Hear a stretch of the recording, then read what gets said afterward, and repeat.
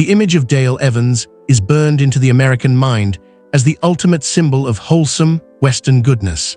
She was the woman on the buckskin horse who rode beside the king of the cowboys, singing about happy trails and smiling through every hardship. But if you look behind the glittering fringe of her nudie suits and the perfect harmony of her voice, you find a story that Hollywood tried very hard to bury. It is a story of a 14-year-old runaway, a mother forced to pretend her own son was her brother, and a woman who fought a studio system that valued a horse more than her talent. The truth of Dale Evans is not just a Western fairy tale. It is a gritty, high-stakes drama about survival in an industry that demanded perfection and the heavy price one woman paid to give it to them. The legend begins in Uvalde, Texas, on Halloween in 1912. The girl who would become Dale Evans was born Lucille Wood Smith, though her name was changed to Frances Octavia Smith before she could even walk. Her childhood was not the peaceful ranch life her later movies suggested. It was a series of moves and medical struggles. By the time she was 9, she was living with her aunt and uncle in Arkansas to receive medical treatment for a weak heart. Her uncle was an internal medicine physician who became like a second father to her, but Frances was a restless spirit. She took piano lessons, but her teacher eventually quit in frustration because the young girl refused to practice scales. Instead, she spent her time making up her own songs, showing an early rebellious streak that would define her career. But here is where it gets wild. At the age of 12, Frances entered high school as a freshman. She was bright and talented, but her life took a sharp turn at a local dance held at the courthouse. She met an older boy named Thomas Fox. In 1927, at the age of only 14, Frances Octavia Smith eloped. The two young people lied about their ages and were married by a minister in Blytheville, Mississippi County. By the time she was 15, the girl who would be the Queen of the West was a mother to a son named Thomas Fox Jr. The marriage was a disaster. Within a year, her husband abandoned her and their infant son. Suddenly, the teenage girl was a single mother in Memphis, Tennessee, with no money and no clear path forward. She took business courses and worked as a stenographer for an insurance agency and a bus company just to keep food on the table. But she had a gift that she couldn't ignore. Between typing memos and filing papers, she began singing and playing piano for local radio stations like WMC and WIC. She was a girl from the South with a dream of Broadway, and she was willing to do whatever it took to get there. In 1930, Frances decided to take a massive gamble. She packed up her son Tommy and moved to Chicago, hoping to break into the massive radio market there. But let me tell you this, the big city was not welcoming. She found almost no work, and the money ran out quickly. The situation became so dire that she was eventually diagnosed with acute malnutrition. She was literally starving herself to ensure her son had enough to eat. It was a low point that would have broken most people, but as soon as she recovered, she kept moving. She relocated to Louisville, Kentucky, where she landed a job at station WHAS. This move changed everything because of a man named Joe Eaton. He was the station manager, and he told her that Frances Octavia Smith was too long and too clunky for a radio announcer to say quickly. He gave her a new name, Dale Evans. It was short, it was punchy, and it sounded like a star. Under this new identity, she became a popular jazz and big band singer, performing in clubs and on the air. Wait, this next part changes everything about the wholesome image Dale Evans projected. When she arrived at 20th Century Fox, her agent, a man named Rivkin, took one look at her life and decided it was a marketing nightmare. In the 1940s, a starlet couldn't be a twice-divorced woman with a teenage son. It didn't fit the girl next door image the studios wanted to sell. So Rivkin performed a bit of Hollywood magic. He subtracted 7 years from Dale's real age. He told her to take off her wedding ring and hide her marriage to Robert Butts. And the biggest lie of all, he told the public that her son, Tommy, was actually her younger brother. For years, Dale Evans had to live a double life. She had to treat her own child like a sibling in public to protect her career. This deception was not a small secret. It was a foundational part of her early stardom. She was promoted as a young, unmarried girl who was kindly supporting her little brother. The psychological weight of this must have been immense, but Dale was a professional. She played the part perfectly. In 1943, Dale signed a one-year contract with Republic Pictures. Republic was a Poverty Row studio known for cranking out westerns and serials on tiny budgets. Dale didn't want to be there. Her dream was still Broadway and sophisticated musical comedies. She had even appeared in a John Wayne film as a saloon singer, but she wasn't a cowgirl. She couldn't even ride a horse properly. But Herbert Yates, the head of Republic, had a different plan. He was a tough, controlling boss who ran the studio with an iron fist. He decided to pair Dale with his biggest star, a singing cowboy named Roy Rogers, in a film called The Cowboy and the Senorita. Dale was miserable. She told Yates she didn't want to do westerns. Her agent told Yates she didn't want to do westerns, but Yates didn't care. He told her that if she refused the role, he would suspend her contract, which meant she wouldn't be able to work anywhere else. She was trapped. "You thought that was big? Try this." Dale's frustration only grew when she saw the marketing for her movies. In the 1944 film The Yellow Rose of Texas, the poster gave top billing to Roy Rogers and his horse, Trigger. Trigger was actually billed as the smartest horse in the movies, and his name appeared above Dale's. Dale's name was tucked away at the bottom, below the studio logo. To the studio, she was less important than a literal animal. Despite this, she decided to be a professional. She spent her weekends learning how to ride so she wouldn't look foolish on screen, and something unexpected happened. The chemistry between Roy Rogers and Dale Evans was electric. Audiences loved them together. They were the perfect pair, the handsome, easygoing cowboy and the spirited, beautiful woman who could hold her own. Republic realized they had a gold mine on their hands, and they weren't about to let Dale go back to Broadway. While their on-screen romance was blooming, their off-screen lives were complicated. Dale's marriage to Robert Butts was falling apart.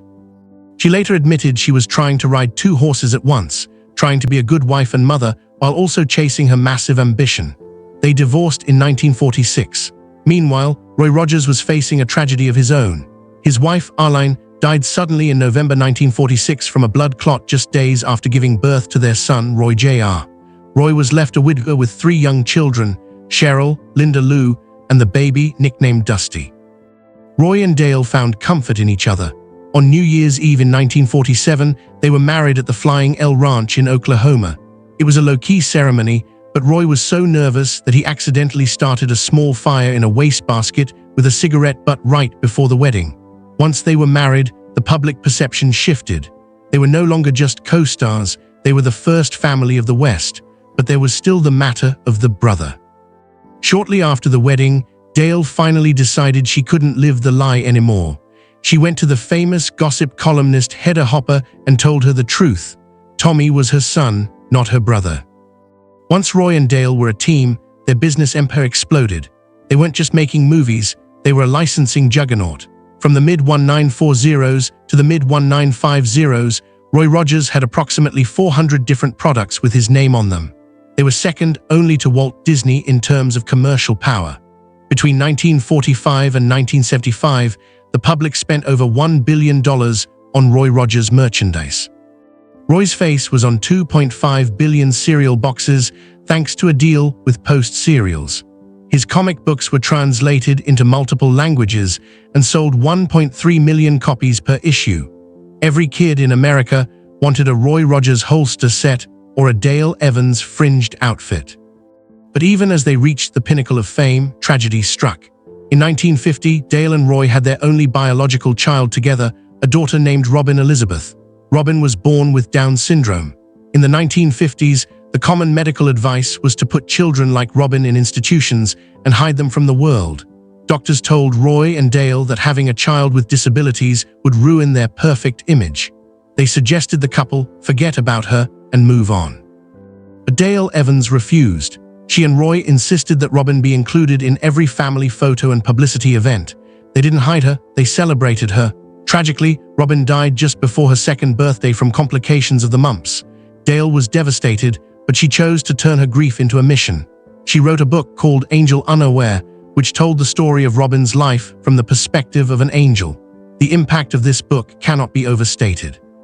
It became a massive bestseller and fundamentally changed how Americans viewed children with developmental disabilities. Throughout all the personal tragedy, Dale Evans remained a professional powerhouse. One of her greatest contributions to American culture happened in just 3 hours. In 1951, while she was home taking care of baby Robin, she decided the couple's radio show needed a better closing song. She sat down and wrote Happy Trails. The song became their anthem. They sang it at the end of every episode of The Roy Rogers Show, which ran from 1951 to 1957. It wasn't just a theme song, it became a cultural touchstone. Decades later, everyone from Janis Joplin to Van Halen would cover it. The success of The Roy Rogers Show on television made them wealthier than they had ever been. The show was one of the highest-rated programs of the 1950s. Dale owned a restaurant on the show, which was a clever way to keep her cowgirl persona while still being a modern, capable woman. She was also the only woman to ever receive star billing at Madison Square Garden for a rodeo, proving she had finally earned the respect she was denied in the early days at Republic. After Robin's death, Roy and Dale built what they called a United Nations family, adopting children from all over the world. One of their most famous adoptions was Dodie, who was of Choctaw heritage. Then there was Debbie, a girl from Korea who joined the family in 1956. But their adoption of a boy named Sandy is perhaps the most touching. Sandy had been severely abused as an infant, left alone for days until he was found with malnutrition and brain damage.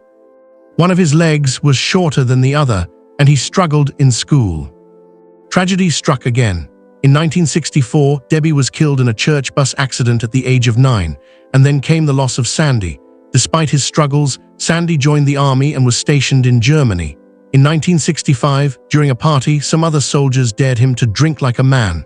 Sandy took the dare, overdosed on alcohol, and died the next morning. He was only 18. Dale wrote Salute to Sandy to honor his memory. As the king and queen of the West, Roy and Dale lived in style. Roy was a fan of Nudie Cohn, the rodeo tailor who created flamboyant, rhinestone-encrusted suits. Nudie also made Nudie mobiles. In the 1960s, Roy acquired a 1963 Pontiac Bonneville that was a literal rolling museum.